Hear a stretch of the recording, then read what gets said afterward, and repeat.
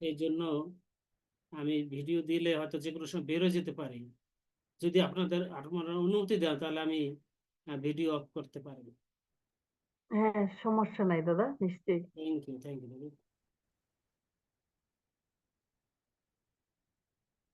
খ্রিস্টতে প্রিয়জনেরা, আমরা যে সময় আমরা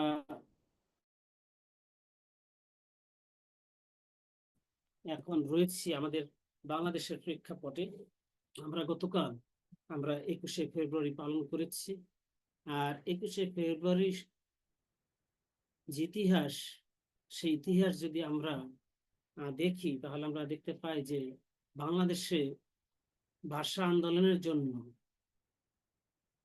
1952 সালে বাংলাদেশের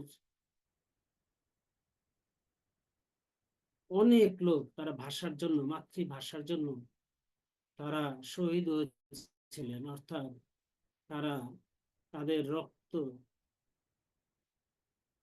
তারা ঢেলে দিয়েছিল বাংলাদেশের মাতৃভাষার জন্য।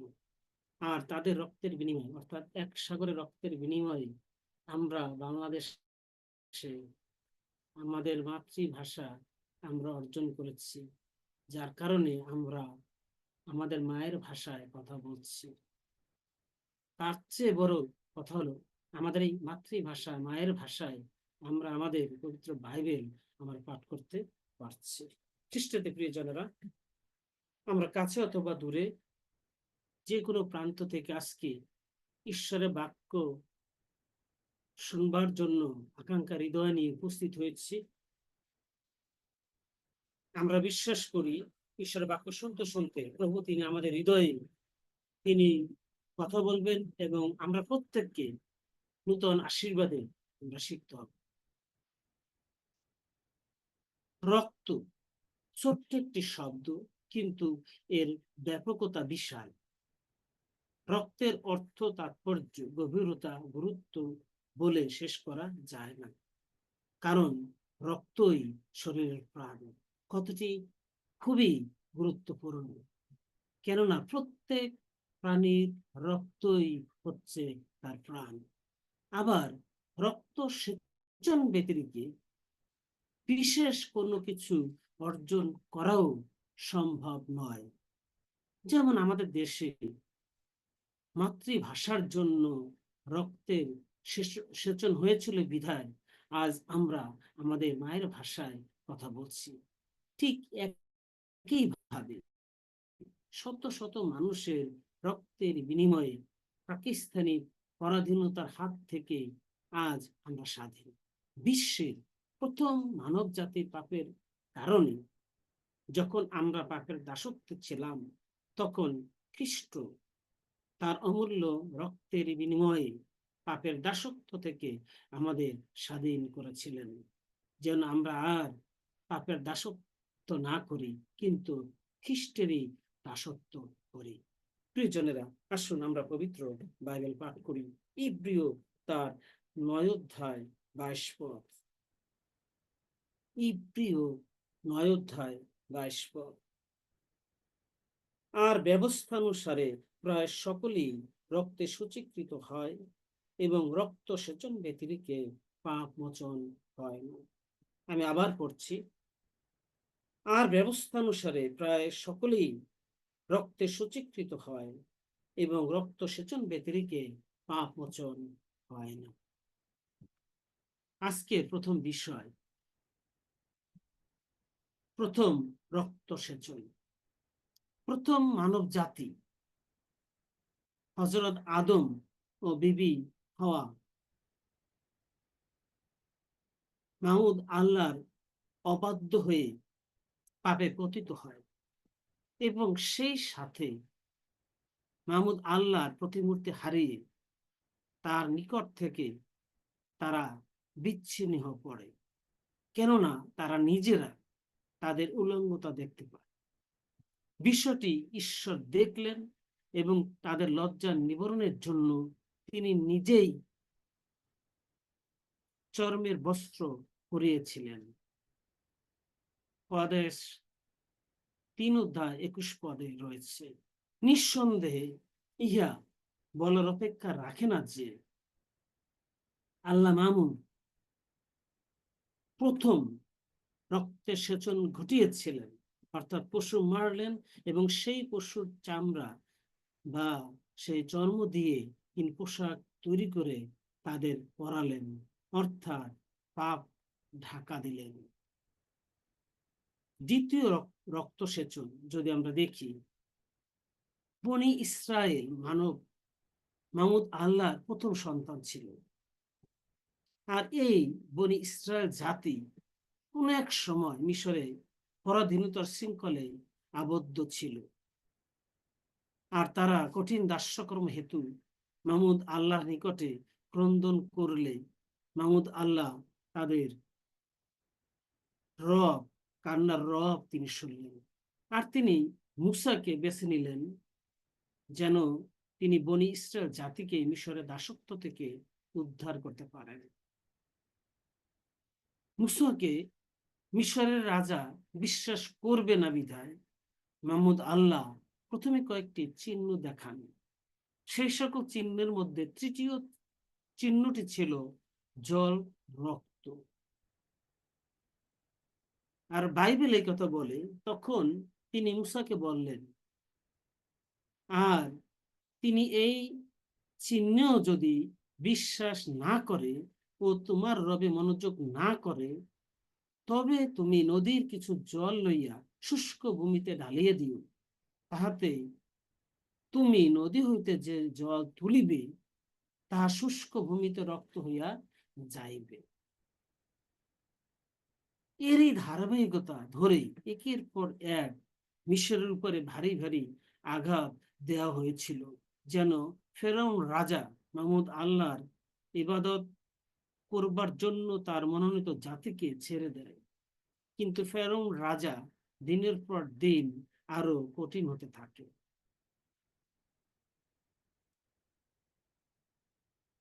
আল্লাহ মাহমুদ এর ধারাবাহিকতায় তিনি তৃতীয় রক্ত সেচনের ব্যবস্থা তিনি করলেন, যেন আল্লাহ মাহমুদ তিনি সেই মিশরীয় দাসত্ব থেকে তার সেই বনি ইসরায়েল জাতিকে তিনি রক্ষা করতে পারেন।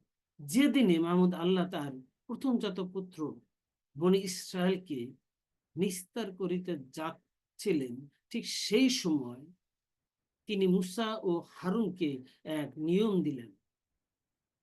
তিনি তাদের বললেন, তোমরা তোমাদের এক বাটির অর্থাৎ এক পরিবারের জন্য একটি ভেড়ার বাচ্চা নিবে। ওই ভেড়ার শাবক ভেড়ার কিংবা ছাগ পালের মধ্য হইতে হয় হোক, কিংবা তা যেন অবশ্য পুংশাবক এবং নির্দোষ হয়। এই পুংশাবকটি অবশ্যই অগ্নিতে পুড়িয়ে খামিহীন রুটি ও তিক্ত শাকের সহিত ভোজন করিবে। আর সেই পুংশাবকে কিঞ্চিত রক্ত লইয়া যে গৃহ মধ্যে ভেড়ার গোস্ত ভোজন করিবে, সেই গৃহের দ্বারে দুই বাজুতে ও কপালিতে তাহা লিপিয়া দিবে। অতএব তোমরা যে গৃহে থাকো, তোমাদের পক্ষে ওই রক্ত চিহ্ন রূপে সেই গৃহের উপরে থাকিবে। তাহাতে আমি যখন মিশর দেশকে আঘাত করিব, তখন সেই রক্ত দেখিলে তোমাদেরকে ছাড়িয়া অগ্রে যাইব, সংহারের আঘাত তোমাদের উপরে পড়িবে না। আর এই দিন তোমাদের স্মরণীয় হইবে এবং তোমরা এই দিনকে মামুদের উৎসব বলিয়া পালন করিবে। পুরুষানুক্রমে চিরস্থায়ী বিধিমতে এই উৎসব পালন করিবে। হিজরত 12 অধ্যায় 1 থেকে 15 আয়াতে আমরা আল্লাহ মাহমুদের এই বিধি আমরা দেখতে পাই। খ্রিস্টতে প্রিয়জনের, এরই ধারাবাহিকতা মধ্যরাতে এই ঘটনা ঘটল। মাহমুদ ফেরাউনের প্রথম জাত সন্তান অবধি মিশরের কারাকুপস্থ বন্দির প্রথম জাত সন্তান পর্যন্ত, এমনকি পশুদের প্রথম জাত শাবকগণকে মেরে ফেললেন। তাহাতে ফেরাউন ও তার দাসগণ এবং সমস্ত মিশরীয় লোক রাত্রিতে উঠিল এবং মিশরে মহাক্রন্দন হইল। কেননা যে ঘরে কেহ মরে নাই, এমন ঘরেই ছিল না। হিজরত 12 অধ্যায় 29 এবং 30 আয়াত। ঠিক এই ঘটনার পরেই ফেরাউন রাজা বনি ইসরায়েল জাতিকে আল্লাহ মাহমুদের ইবাদত করবার জন্য ছেড়ে দেন। অর্থাৎ বনি ইসরায়েল জাতি মিশরের দাসত্ব থেকে নাজাত, এই নাজাতের জন্য পশুর রক্তের প্রয়োজন হয়েছিল। কিন্তু খ্রিস্টতে প্রিয়জনেরা, পবিত্র শাস্ত্র এই কথা বলে, কিন্তু পশুর রক্ত মানুষের পাপের প্রায়শ্চিত্তের জন্য যথেষ্ট না।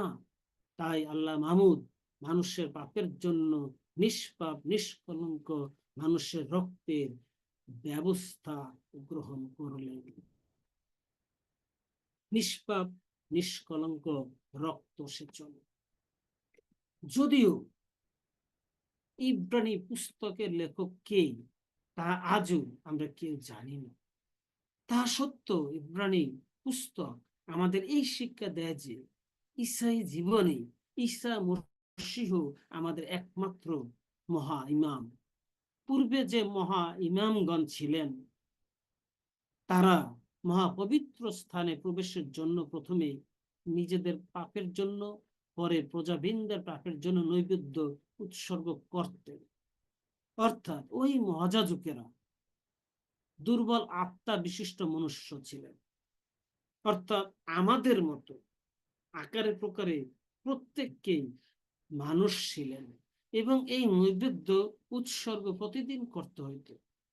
কিন্তু মাহমুদ ঈসা মসীহের দ্বারা সেই কাজ একেবারে সম্পন্ন করলেন। ইব্রানি তার 7 অধ্যায় 27 এবং 28 আয়াতে আমরা দেখতে পাই।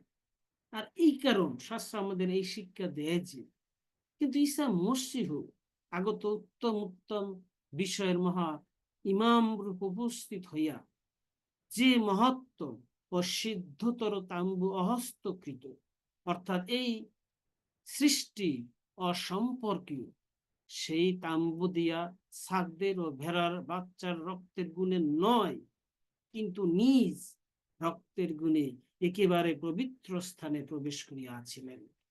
ইব্রানি 9 অধ্যায় 11 এবং 12 আয়াতে আমরা এই পবিত্র বাণী আমরা দেখতে পাই।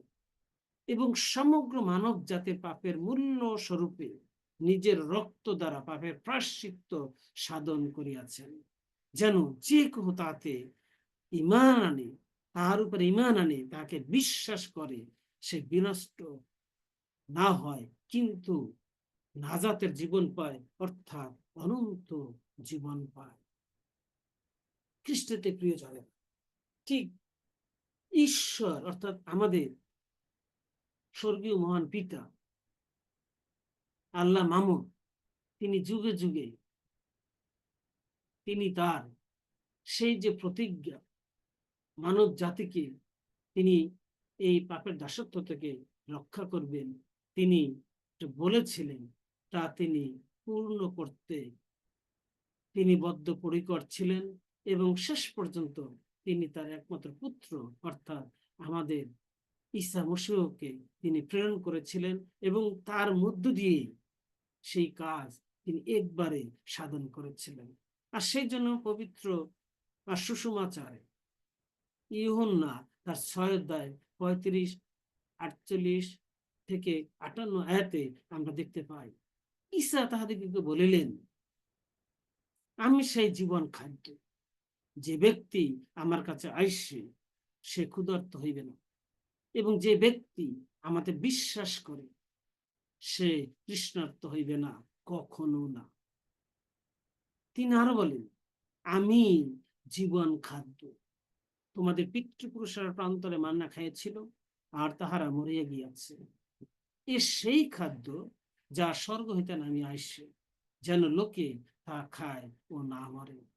আমি সেই জীবন খাদ্য যা স্বর্গ হইতে নামিয়া আসিয়াছে। কেউ যদি এই খাদ্য খায় তবে সে অনন্তকাল জীবিত থাকিবে। আর আমি যে খাদ্য, সে আমার মাংস জগতের জীবনের জন্য। অতএব জিহুদীরা পরস্পর বাকযুদ্ধ করিয়া বলিতে লাগিল, এই ব্যক্তি কেমন করিয়া আমাদিগকে ভোজনের জন্য আপনার মাংস দিতে পারে? ঈসা মসীহ এই ইহুদিদের অন্তঃকরণ তিনি জানতেন, কারণ তিনি স্বয়ং স্রষ্টা। কারণ ঈসা মসীহ তিনি সমস্ত মানুষের তিনি অন্তর্যামী। তাই মানুষে কি চিন্তা করে, কি ধ্যান করে, সমস্ত কিছু তিনি অবগত ছিলেন। তাই ইহুদিদের প্রশ্নের উত্তরে প্রভু ঈসা আরো পরিষ্কারভাবে তাদের বলতে বাধ্য হইলেন। তিনি বললেন, সত্য সত্য আমি তোমাদেরকে বলিতেছি, তোমরা যদি মনুষ্যের পুত্রের মাংস ভোজন ও তার রক্ত পান না করো, তোমাদের মধ্যে জীবন নাই। যে আমার মাংস ভোজন ও আমার রক্ত পান করে সে অনন্ত জীবন পাইয়াছে, এবং আমি তাহাকে শেষ দিন উঠাইব। কারণ আমার মাংস প্রকৃত ভক্ষ এবং আমার রক্ত প্রকৃত পানি। যে আমার মাংস ভোজন ও আমার রক্ত পান করে সে আমাতে থাকে এবং আমি তাহাতে থাকি।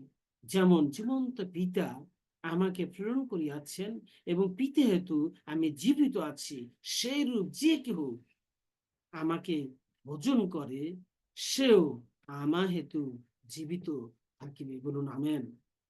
খ্রিস্টেতে প্রিয়জনেরা, এই যে ইহুদিদের কথার পরিপ্রেক্ষিতে প্রভু যীশু খ্রিস্ট তিনি তাকে উপস্থাপন করতে তিনি বাধ্য হয়েছিলেন।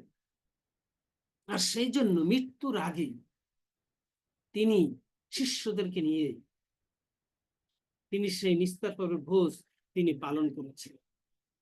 কারণ শাস্ত্র এই কথা বলে,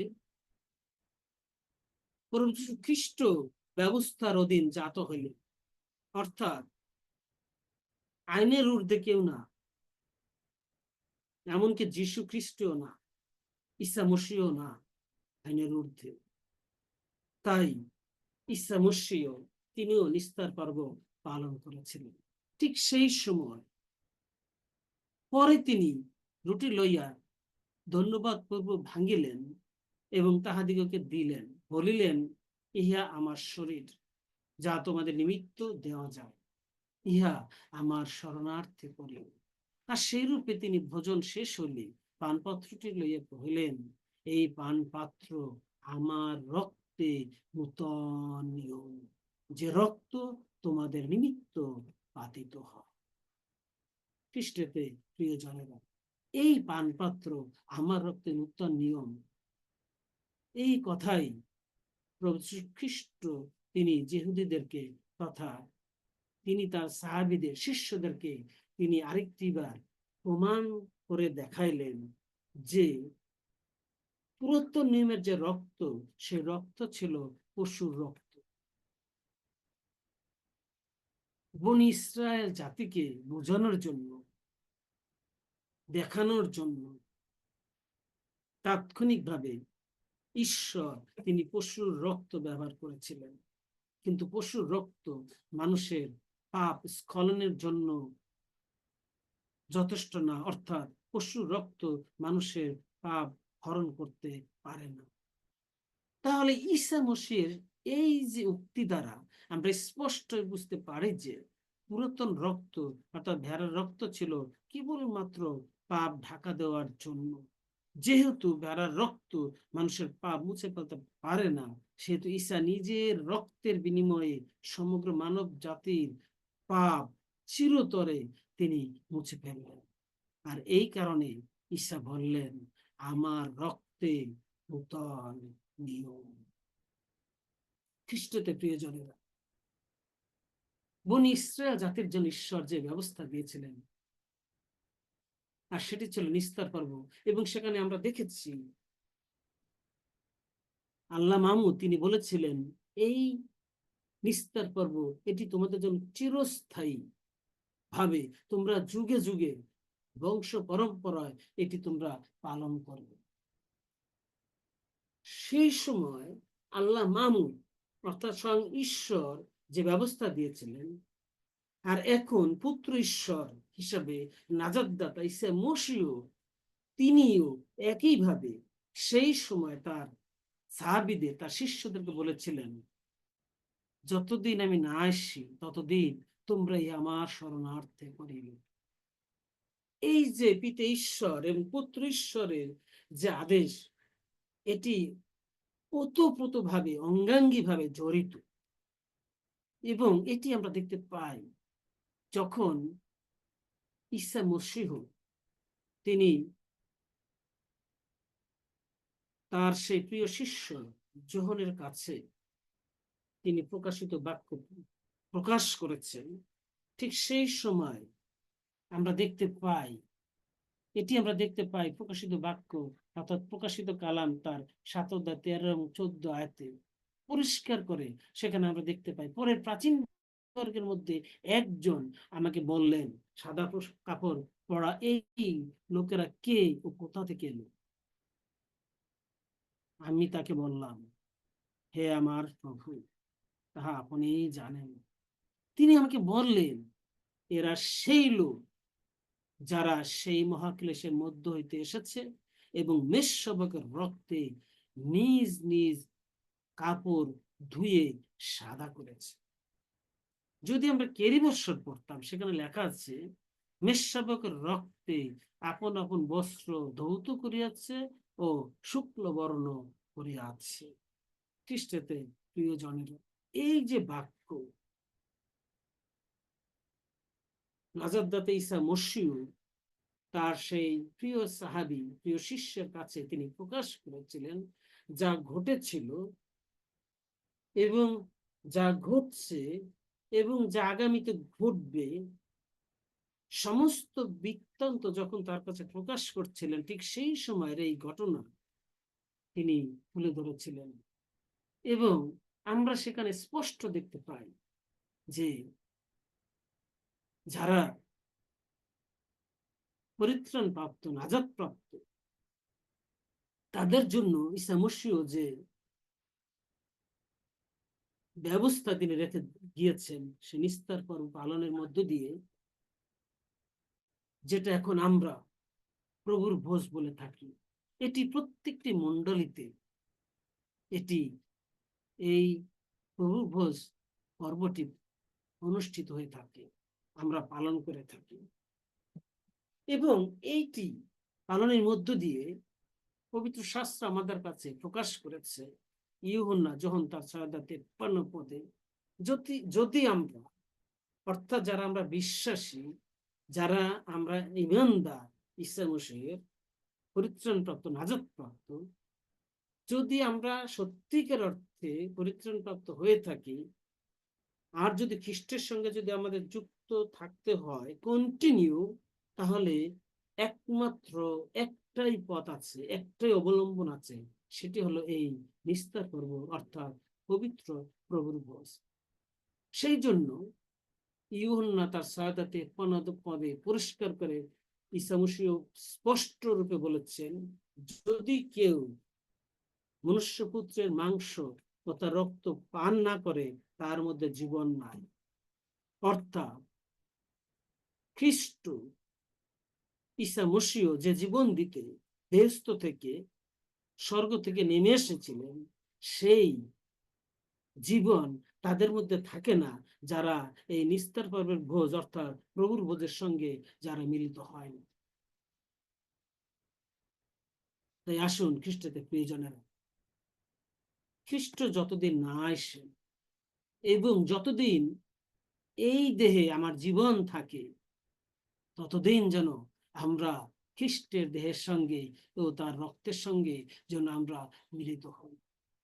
মাঝে মাঝে আমরা বিভিন্ন খবরের কাগজে, পত্রিকায়, এমনকি অনলাইনে পাতায় দেখতে পাই, একজন মুমূর্ষু রোগীর অমুক গ্রুপে রক্তের প্রয়োজন। তখন কোনো না কোনো হৃদয়বান ব্যক্তি রক্ত দান করেন, যেন ওই রোগীটি আপাতত দৃষ্টিতে বেঁচে যেতে পারে। কিন্তু পাপ থেকে মুক্তির জন্য রক্তের প্রয়োজন, তবে এই রক্তের কোনো সুনির্দিষ্ট গ্রুপ নাই। আমাদের শরীরে রোগ প্রতিষেধক হিসেবে বিভিন্ন ধরনের টিকা বা ভ্যাকসিন নিতে হয়, কিন্তু পাপের প্রতিষেধক হিসাবে ভ্যাকসিনের প্রয়োজন যেন আমরা আর পাপের দাসত্বে না থাকি। আর সেই রক্ত হতে হবে নিষ্কলঙ্ক ভেড়ার রক্ত না, কিন্তু নিষ্কলঙ্ক সেই একমাত্র মনুষ্যপুত্রের রক্ত। ঈসা মসীহ ছিলেন সেই নিষ্পাপ নিষ্কলঙ্ক ভেড়ার বাচ্চা, সেই মনুষ্যপুত্র। তাই তো ঈসা তার অমূল্য রক্ত ওই সলিবের উপরে দান করলেন, যেন পাপী মানব নাজাত পায়, মুক্তি পায়, পরিত্রাণ পায়। আর শরীয়ত অনুসারে প্রায় সমস্ত কিছুই রক্ত দ্বারা পাক পবিত্র হয়, এবং রক্ত সেচন ছাড়া গুনাহের মাপ হয় না। খ্রিস্টেতে প্রিয়জনেরা, আমি শুরু করেছিলাম যে কোনো দেশের বিশেষ কিছু অর্জন করতে গেলে রক্তের সেচন প্রয়োজন হয়। আমাদের দেশে মাতৃভাষার জন্য রক্ত সেচিত হয়েছিল, বাংলার স্বাধীনতার জন্য রক্ত সেচিত হয়েছিল, লক্ষ কোটি মানুষের রক্তের বিনিময়ে স্বাধীনতা অর্জিত হয়েছিল, মায়ের ভাষা মাতৃভাষা আমরা পেয়েছিলাম। তাই তো পবিত্র শাস্ত্র আমাদের এই কথা বলে। আর শরীয়ত অনুসারে প্রায় সমস্ত কিছুই রক্ত দ্বারা পাক পবিত্র হয়, এবং রক্ত সেচন ছাড়া গুনাহের মাপ হয় না। ঈশ্বর তার পবিত্র কালামের মধ্য দিয়ে, পবিত্র শাস্ত্রের মধ্য দিয়ে আমাদের প্রত্যেককে আশীর্বাদ দান করুন। সবাইকে সালাম। আমেন।